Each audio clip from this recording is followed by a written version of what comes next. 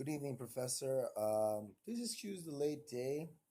I confused. I thought it was Sunday at Saturday, not excuse me. Yeah, Saturday. And to tell you the truth, I would have got this in a little earlier. But today, an idol of mine passed away, Kobe Bryant, in a tragic accident, in a helicopter crash with his 13-year-old daughter. I was affected by it. I did practice mindfulness to. It's weird, right? Because it's people that you don't know, a celebrity, but I grew up watching him play since I was 12 years old, and it just affected me. It was very weird. Maybe we'll talk about it in class. I'd like to start with mindfulness and aloha response. As I was reading this, I really enjoyed the aspects of Hawaii and understanding one is breath, uh, uh, life or life of breath, richness, and I think it was power and I just found that amazing. And how it talked about Polynesian and Asian culture having aspects of aloha or mindfulness, and that example of a person giving a friend a kidney and not allowing that person to feel guilt or just allowing that person to be present and mindful. I thought that was a very powerful lesson.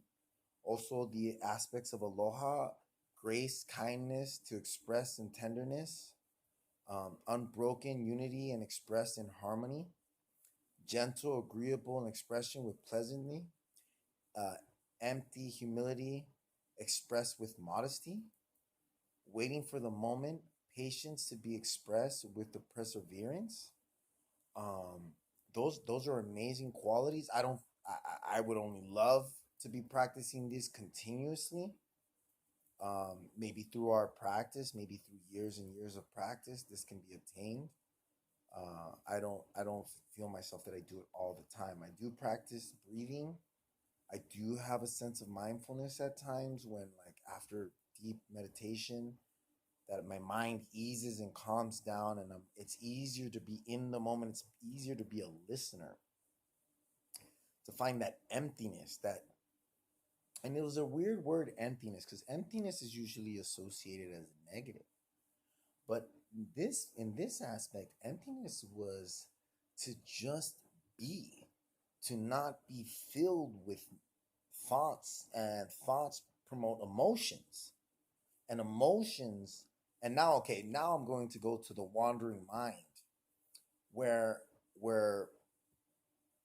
let me get this up, where the wandering mind tends to create unhappiness, especially if you have a lot of things going on, if you have a lot of things that you're thinking about, and that thing that you talked about in class, if you don't stop and die, as in one of the other articles talked about, and just completely let go of your obligations and your duties that you set upon yourself.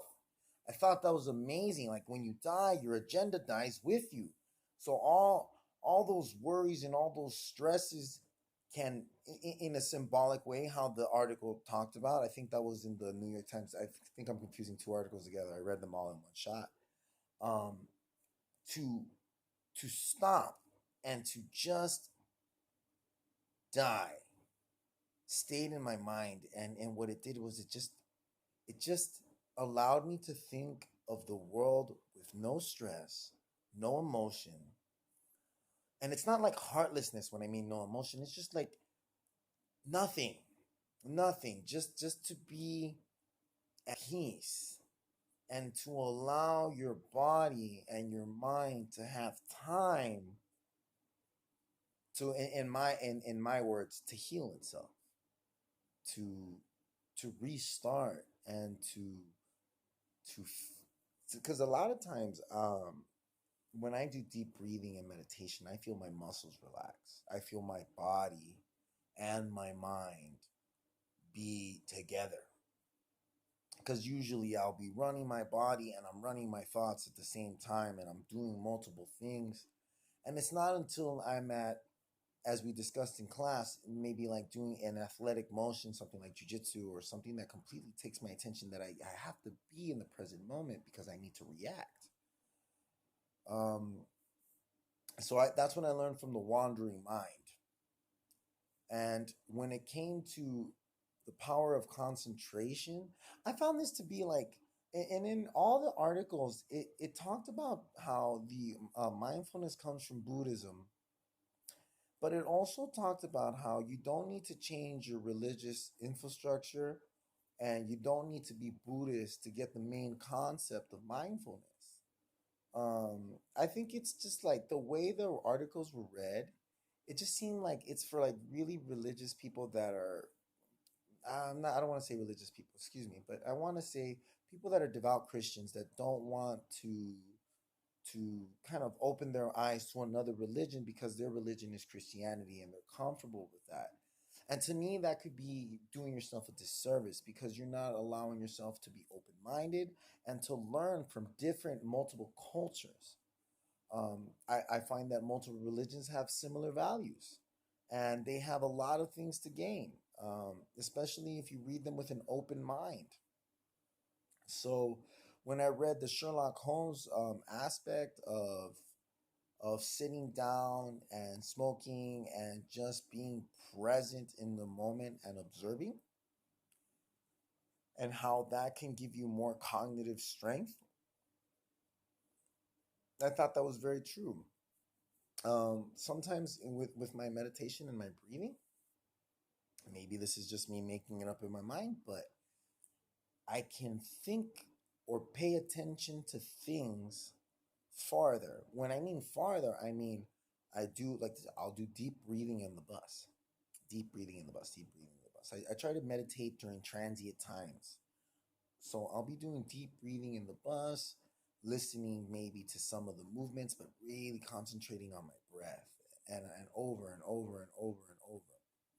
And when I notice when I get out of the bus and I start walking home, I'm a little bit more conscientious of let's just say I was watching a tree that was about 20 feet away. I'm also conscientious of the tree that's about 15 feet away. I'm more conscientious of the sidewalk, of the street, of my things around me after my meditation. Like it just seems like I get a deeper level of focus. And when I mean deeper level of focus, I mean I can focus on more things further. Like I can expand my mind to be more aware of things more farther than I am. Where if I'm thinking and I'm processing a bunch of information and I'm walking and I'm doing my to-do list at the same time, which I used to do. I used to just, as my transient time, I'd be thinking of all the things I need to do because I need to get a head leg up and the type of society that teaches us we need to go, go, go, go, go. Well, now when in those small transient moments that I have time to be with myself and to be without my thoughts, but to be with me, it's really opening up my eyes. Um, okay, I'm at 8 minutes, Professor. I think that's about a page. If you need more information, this is my first video. Let me know if you want more structure and more guidance. What I basically did is I reread all the articles and really thought about it. I wish I would have meditated before I did this video. I think I'm a little scrambled, so maybe I'll meditate after this. But thank you, Professor, and have a wonderful evening.